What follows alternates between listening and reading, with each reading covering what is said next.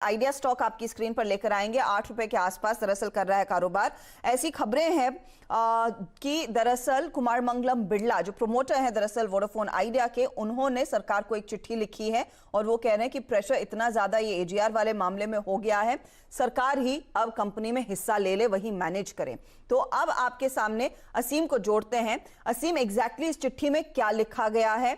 क्या जो दर्द एजीआर पेमेंट का साफ इन कंपनियों पर भारी है, स्पेशली वोडाफोन आइडिया, उसकी एक रिफ्लेक्शन है ये चिट्ठी? जी, सही कहा आपने। उसकी एक रिफ्लेक्शन जो आपको इस चिट्ठी में साफ देखने को जो मिलेगी।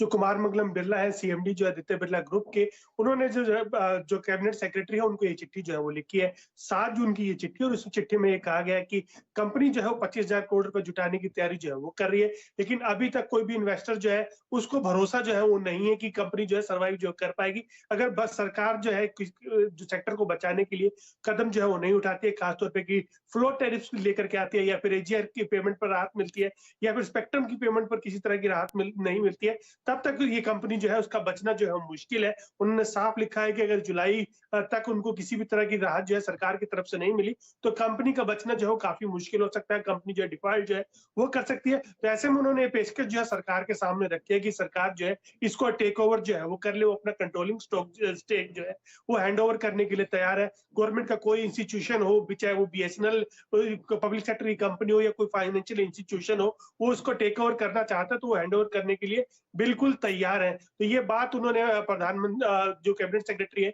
उनको कही है। जो हमें सूत्रों के हवाले से ये भी जानकारी मिली कि जल्दी टेलीकॉम सेक्टर को राहत देने के लिए तो कदम जो है वो भी उठाए जा सकते हैं। तो जल्दी आप देखेंगे कई स्टेप जो है टेलीकॉम सेक्टर को राहत देने के लिए आपको दिखाई देते जो है पड़ेंगे। कदम उठाया जाएगा? क्योंकि देखिए ये एजीआर का मामला और इतना बड़ा बकाया इन कंपनियों पर हावी है, वो चुकाना पड़ेगा। फंड रेज करने की कोशिश कर रही है कंपनियां, वो नहीं हो पा रहा है, और ज्यादातर कस्टमर निवेशक यही कह रहे हैं कि आपके सामने इतना बड़ा पहाड़ है इस बकाये का, इसीलिए शायद इंटरेस्ट इतना नहीं आ रहा है जितना शायद मिल सकता था। डीओटी की जो बैठक होने वाली है उसमें किन किन प्रपोजल्स पर काम किया जाएगा, किस तरह की राहत मिल सकती है? असीम, ये भी फटाफट समझा दीजिए। देखिए, जो भी राहत मिलेगी वो पूरी इंडस्ट्री को मिलेगी। ऐसा नहीं होगा कि किसी स्पेसिफिक एक कंपनी को लेकर के सरकार जो है काम करेगी।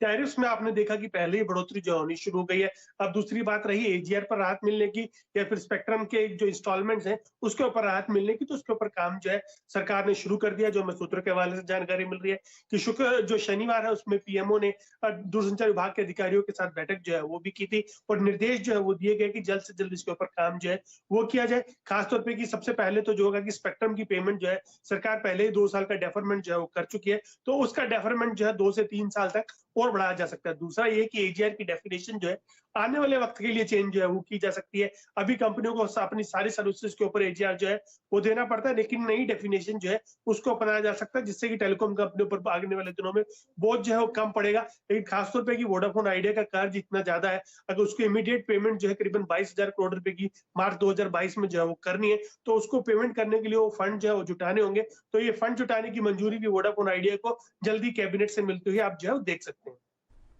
शुक्रिया असीम इस अपडेट के लिए। तो देखते हैं अब डीओटी की बैठक में किस तरह की राहत मिलती है, लेकिन ये राहत आगे के लिए बिजनेस के लिए होगी, रेट्रोस्पेक्टिव राहत नहीं मिलने वाली है। विनती ऑर्गेनिक्स ये स्टॉक